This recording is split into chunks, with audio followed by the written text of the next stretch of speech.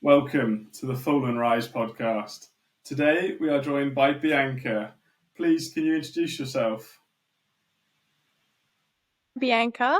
I'm 17 years old, and like a few weeks ago actually, sorry, I was on Mount Everest, and I was attempting to become the youngest Australian to reach the summit.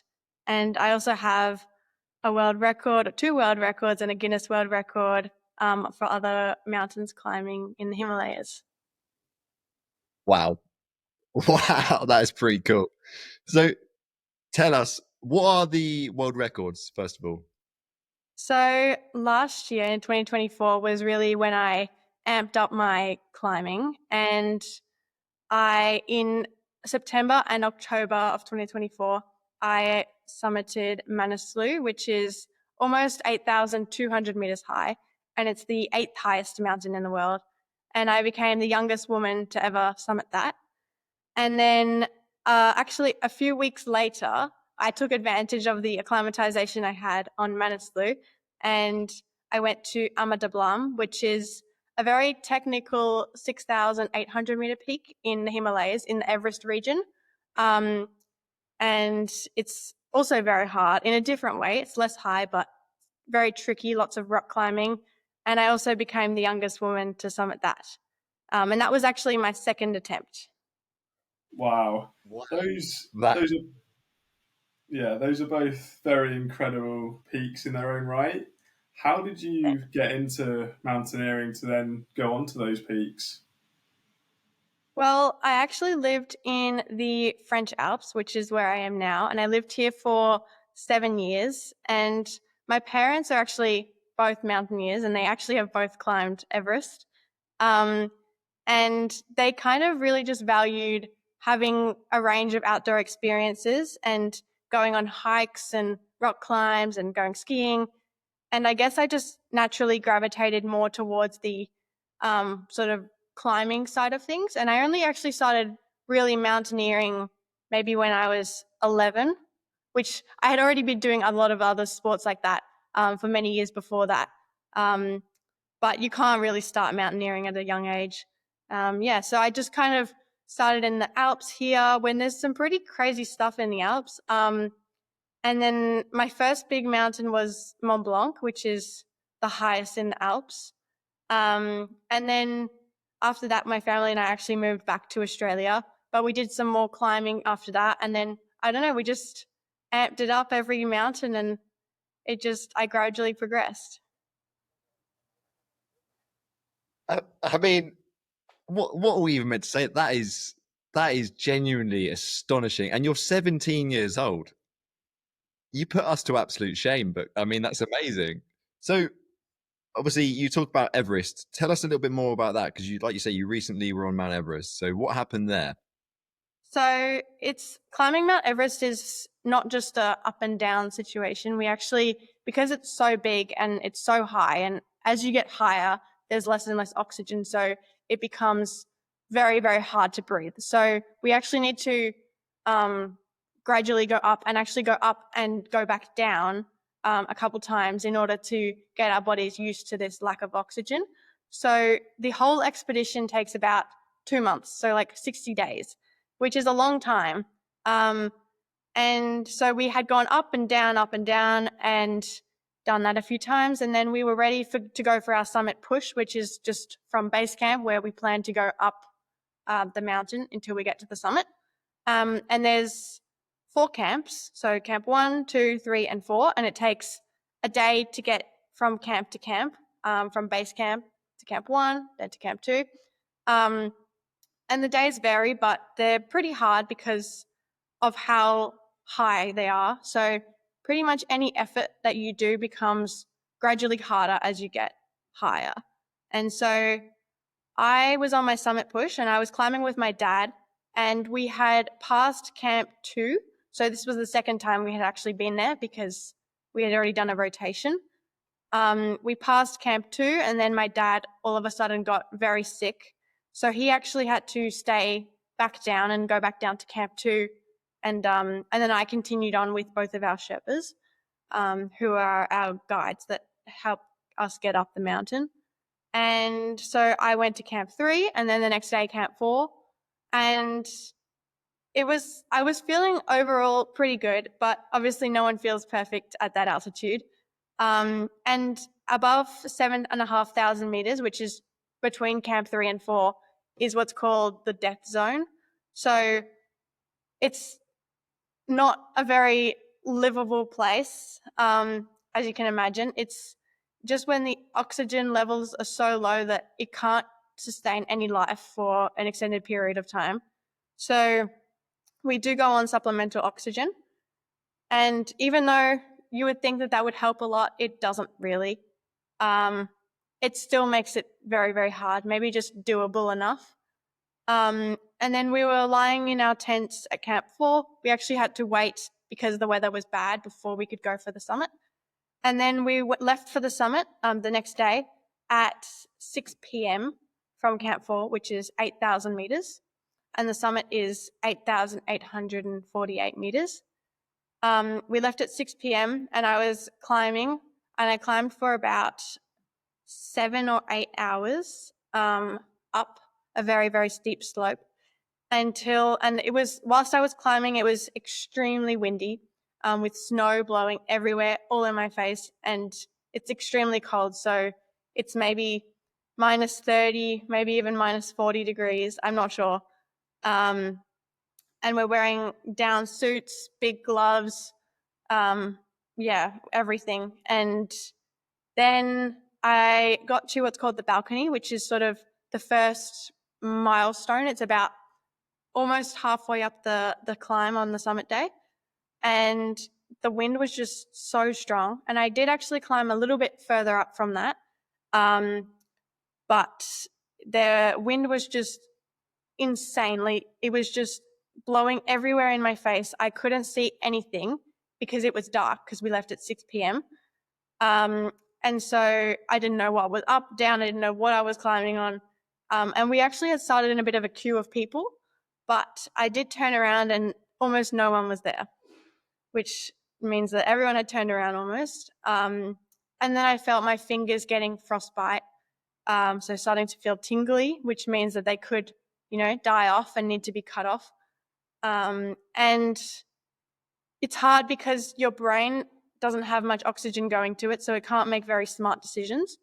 But I think from my experience on other mountains, it's, allowed me to make decisions under a lot of pressure with, not a lot of thought going into it.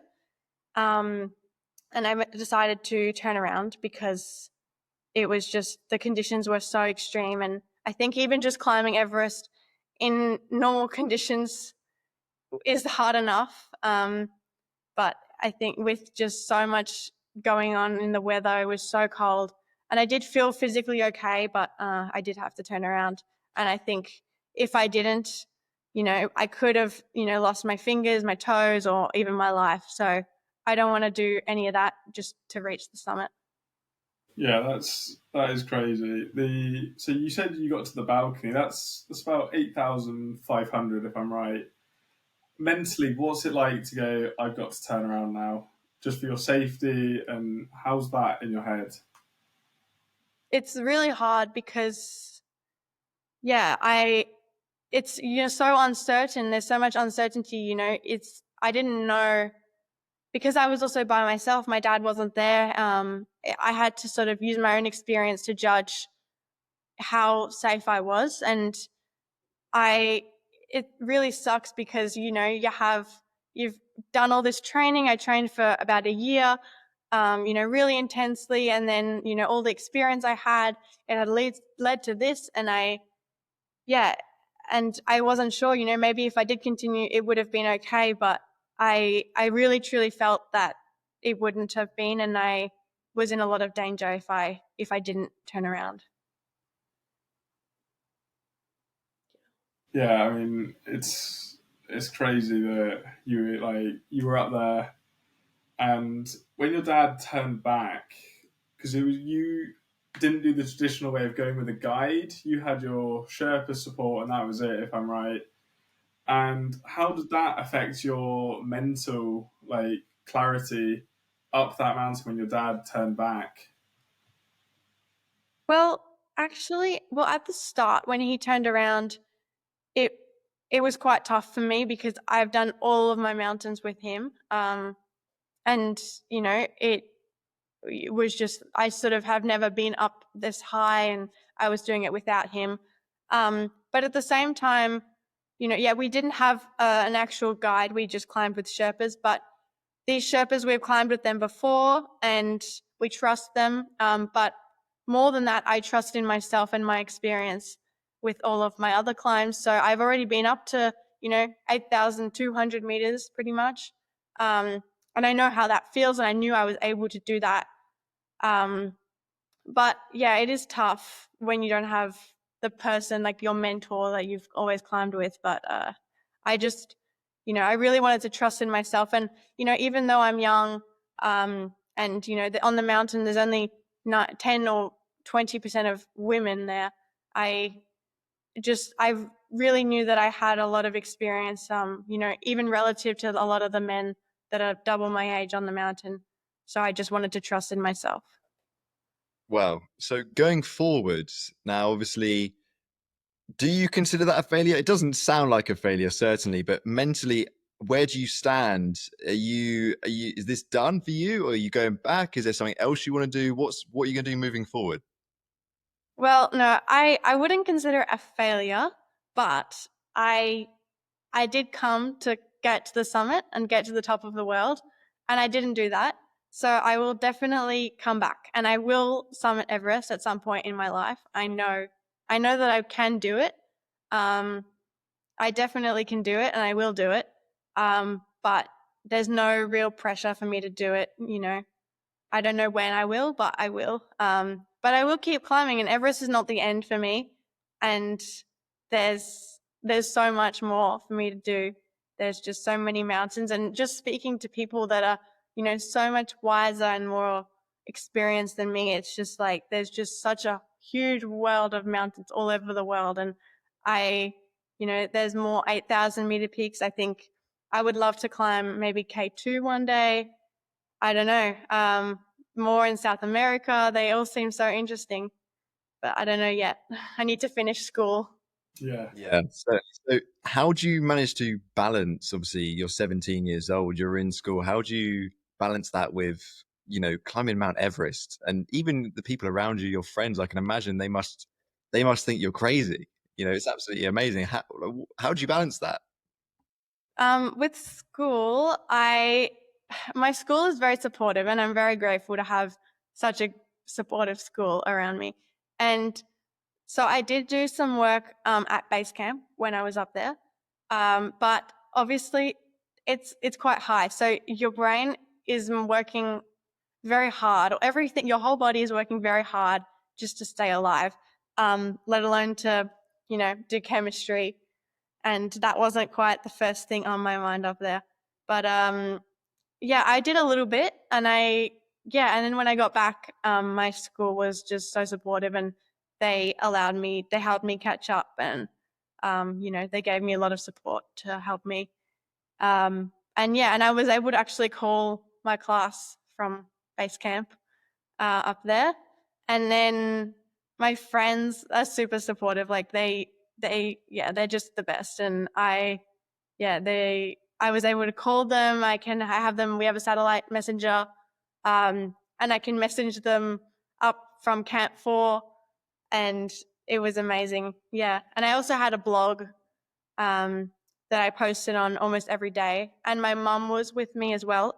She stayed at base camp, and so she was able to send updates on my blog from base camp.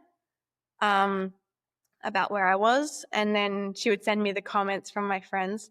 So, and I had a whole lot of people supporting me, and I was so grateful for that. Yeah, So, that's amazing. sorry.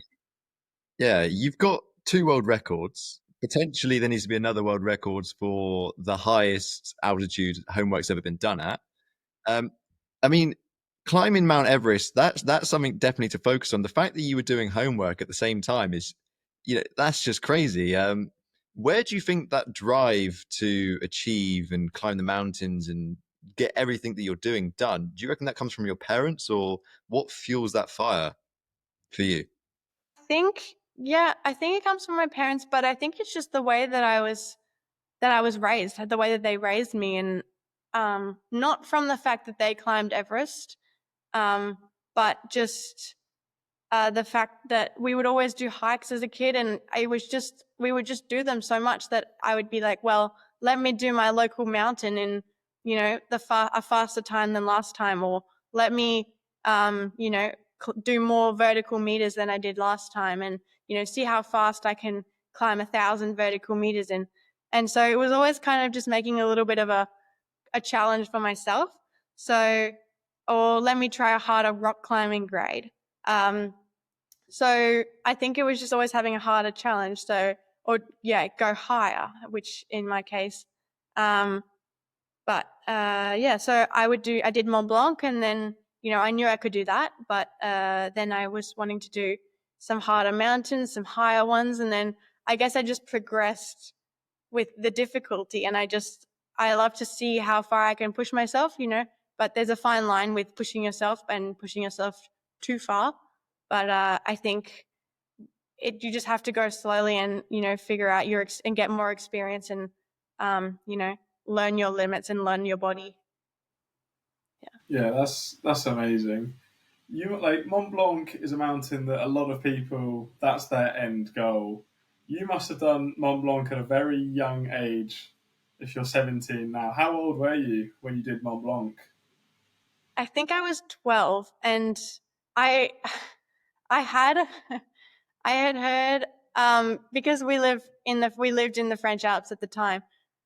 It was a big talk because it's the highest in the Alps, or in Western Europe. And because you hear all of these men, these 30, 40-year-old men talking about Mont Blanc, and I said to myself, that is my life goal. Like, I want to climb Mont Blanc. And I did it like a month later. And it's just like, I learned that I needed to set up bigger goals. So then I was like, I need to climb Everest. That is amazing. The training you must like. Were you doing any training for Mont Blanc, or did your training just come in later on for the bigger mountains? Well, I was training for like an 11-day sort of through hike. And yeah, so I was doing hiking all the time, like just it was maybe five hikes a week. Each one being 2 to 3 hours. And so that helped, but I found Mont Blanc extremely difficult, but I was young and I wasn't as experienced, but I did it again actually at 14, and I found it much easier. And it was a lot easier. And I was properly trained, and I think to do any big mountain at 11 or 12, so it's very hard. I mean, I've said it earlier, you just putting everyone to shame here. This is absolutely astonishing. 12 years old, and like you said, there was 40-year-old grown men who this is their talk, this is what they want to do, and you're just setting the standard even higher. So for you personally, obviously, you've continued to set your own standard higher, and you're going for Everest.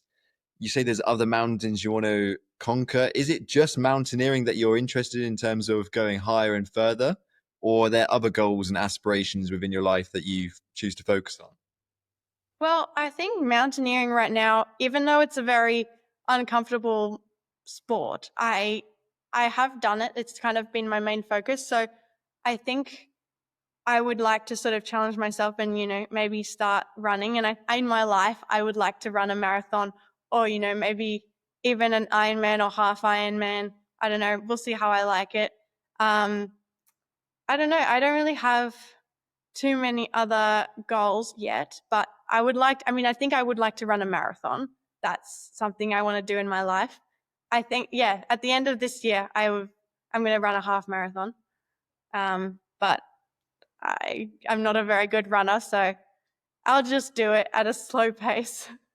I mean, from what the discussion we've just had, a half marathon is going to be like walking to the fridge for you. Like, if you're climbing these crazy mountains, I think you really do underestimate yourself under these circumstances. So, you know, we'll probably see that you're doing like a quadruple Ironman, something of that nature. But yeah, that's just, yeah, easy marathon this year, 100%. Well, it's different. It's, mountaineering is very slow and kind of a lower heart rate. And it's not so high intensity, and running is I find running a lot harder for me, actually. Do you find then that, obviously you talk about the physical aspect, do you find that potentially the confidence within yourself to do something in the future, such as half marathon, get into running or Ironman, do you think the confidence within you is more so from the mindset you develop doing the mountaineering rather than potentially the physical aspect? Yeah, I think my mind has gotten very strong from mountaineering, and for this sort of sport aspect, it's sort of very hard, like, to just be doing a sport that's so male dominated, and you're one of the youngest people there, if not the youngest. And you have to just have confidence, and you just have to know that you can do it. And I'm a pretty bad runner, but I know that I can do it. Yeah, definitely. The confidence you must have in yourself to be able to turn back the first time on Everest and then try again and have to turn back again. What lessons did you learn from that? I just learned that it's, sometimes you can put in so much work for something, and, you have like so much go on your side, but there is just such a luck, like there is luck to it. And, sometimes not everything, can be with you. And, you can't always have things go your way. But I will try again. And I don't there isn't so much that I would do differently. I really thought because my dad actually had a problem the first time he was on Everest. And he had a problem even higher, and it was a much worse problem. He ran out of oxygen. So at 8,700 meters. So he was very, very lucky to live, and he was forced to turn around, and, he was quite traumatized almost from that experience. But the next year he actually went back and climbed it again. And yeah, so I think, we can't all have, have 100% summit success. Sorry.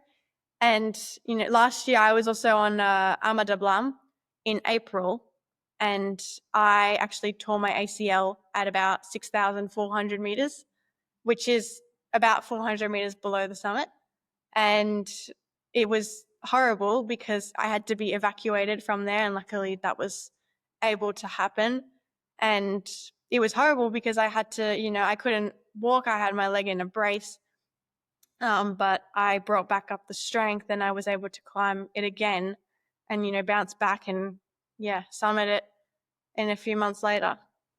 So you tore your ACL on Ama Dablam in April, and then you went and broke the world record on Ama Dablam and Manaslu the November time. That's ridiculous. How did you, if you don't mind us asking, how did you do your ACL on Ama Dablam? Well, I was, it wasn't the main season for Ama Dablam, so it was kind of more icy than it should have been. And I wasn't so used to climbing on ice because I wasn't expecting it. And it was just a very steep bit of ice, and I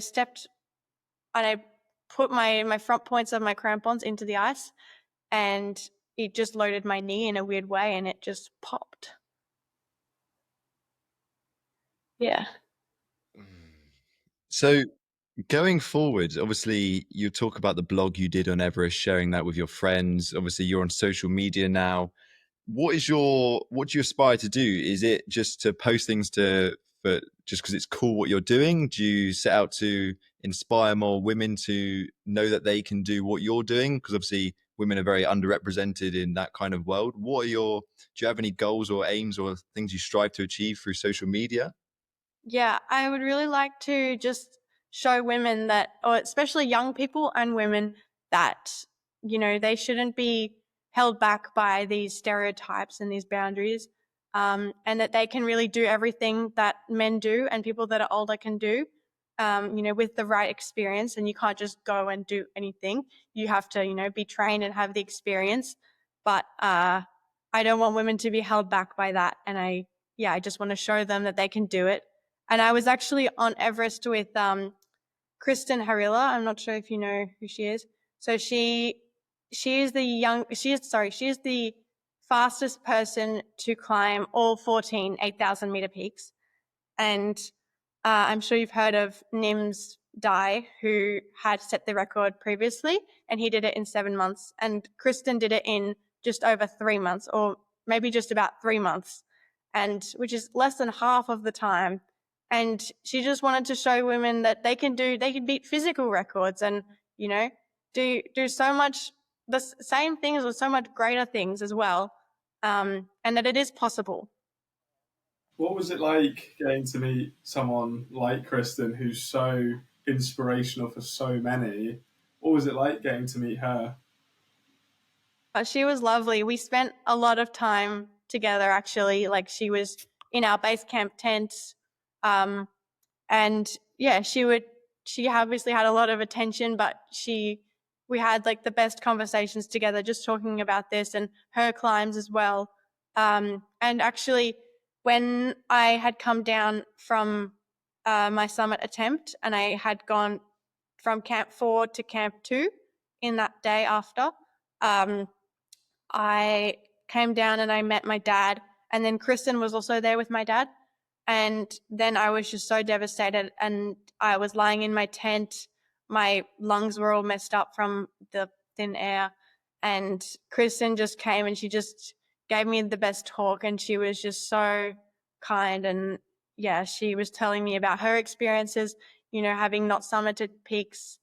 And yeah, and she was just so lovely. Yeah, she's like, it looked amazing, especially as she also didn't summit, so you had something to relate to as well, which is really good. What kind of training were you doing in the build up to Everest? Like, you're from Australia, it's not that cold. How are you training for the cold mentally and physically? Well, I would say I don't really train for the cold. I think the most important thing is for me to be physically fit. I think everyone focuses on different things, and everyone has different ways of training. But I kind of use the similar ways that my parents used. In total, they had been on Everest 3 times. And in Australia, there aren't many mountains. So 5 days a week, and I also had to go to school. So 5 days a week, I would do spin classes. So just getting my heart rate up super high for about only an hour. And along with that, I would do about 2 hours on the Stairmaster 3 days a week. And then I would also do some like strength training sessions for my upper and lower body, just mimicking the exact motions of climbing. And then on the weekends, we would go to the local mountains. So it's about a 300-meter hill. And we would just do repeats of that up and down for about 5 hours. And just getting my heart rate up super high and just going for it. And then every month or so, we would go on a long hike in some bigger mountains in Australia. And so we would hike 8 days, doing about 35 Ks a day with maybe 2,000 meters of vertical gain, carrying heavy packs. So it was pretty good, that training, and also just the experience I had on the other mountains, because last year I had been to Nepal twice and, been on Ama Dablam once or twice, and then Manaslu once, and then just that sort of experience. And we don't do too much technical climbing experience. Everest isn't so tricky like that. Yeah. So yeah, that's what I do. So you are 17 years old. At your age, most people, as both myself and Jonah are aware, are out partying, out, living life, but you choose to continually strive for excellence within what you're doing, climbing these mountains from a young age. You're at Everest base camp doing your homework like the ideal student. You're doing your blog. You're inspiring people of all ages, inspiring women as well. What makes you want to continue to do what you're doing when I can imagine there are a lot of people trying to potentially influence you or drag you into partying and doing all these things? How do you try and balance that and manage that? And what makes you stay on the path that you're on? Well, just from what you said, I still do. I still am a normal teenage girl, and I still go to parties, and I still hang out with my friends after training, and after school sometimes. And I'm still a normal girl, and I have sort of two different lives, you could say. And before I did Everest, or I was on Everest, a lot of people didn't actually know that I was climbing a lot. So now people know, but before they didn't. But I'm quite lucky. I haven't gotten too much hate, but I don't try and read it, and I just try and I find that drive from within, and I just want to focus on myself and why I want to climb. And nobody knows me like I know me, and nobody knows what I've climbed. And a lot of people like to criticize the fact that I'm young because they think that that means that I don't have experience. But they don't criticize the men that are on the mountain that have less experience than me. So I just try and focus on myself. And even on the mountain, when people are coming down from having not turned around, not just on Everest, but on other mountains as well, they say, don't go up. Like, it's way too dangerous up there. No one will ever be able to make it. And I can't listen to that, and I can't just make judgments based off other people's experience. I have to go up and see for myself. And if I think it's too dangerous, then I will turn around. Or if my dad thinks, then he will turn us around as well. And I just focus on myself. Yeah, you have the perfect balance of you're very disciplined and you can also have fun, and you also have the ability to know when to say yes to things, know when to give certain things up. Like when you turned round, that takes a lot, and less experienced people will probably be like, "Why did you turn round?" But you knew what was right and what was wrong, which is like that's amazing at your age, especially to be able to do. Thank you. Yeah, no worries. Where do you think? Sorry, go on. No, Go go on, on. you You go. crack.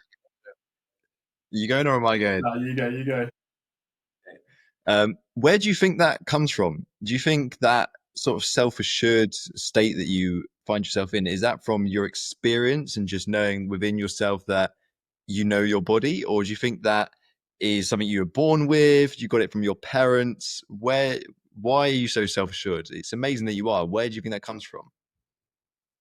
Do you mean like when I climb? In general, because obviously, as you said, you have a lot of people with their opinions throwing them at you, and you choose to stand by your guns and you know what's right for you, and you're very self-assured, which is absolutely amazing. Where do you think that comes from? I think, well, my mum is also a female climber, and she's also had a lot of people doubt her and her experience. And, she's been able to tell me, and I've been able to see photos and hear stories about her climbs. And I think, yeah, you can't have other people tell you who you are. And I've been able to, just on being on other climbs with people, you hear people talking about this dangerous piece of ice that they have to climb up, and it's like a lot of people just they use that as an excuse if they just can't climb up it, which is okay. But I want to see for myself, and I don't know I don't really know where it comes from.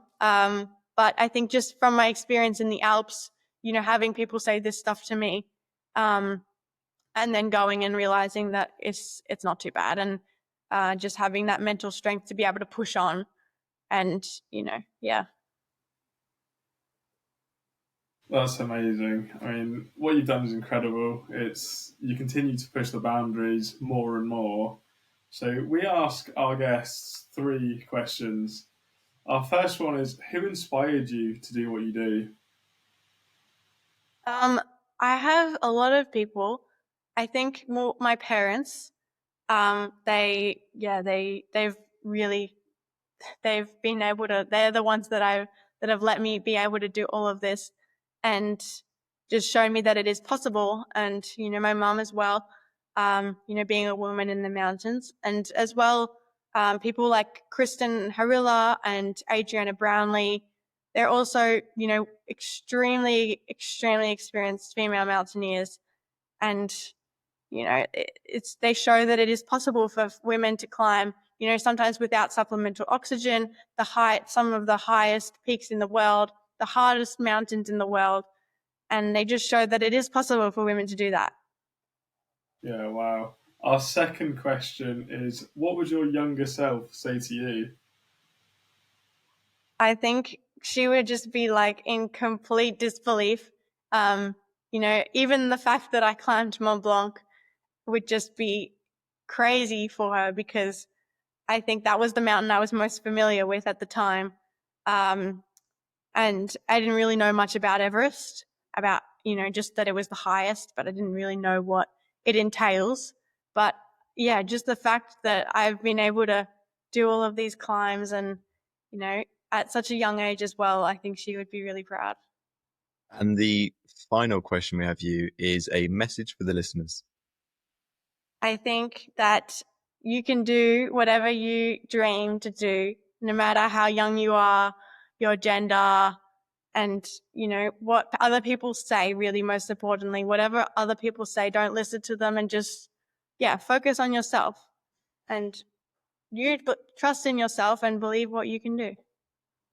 Thank you. That was amazing. We really that was really good. Thank you. Thank Yeah, you so much for having me on. appreciate it.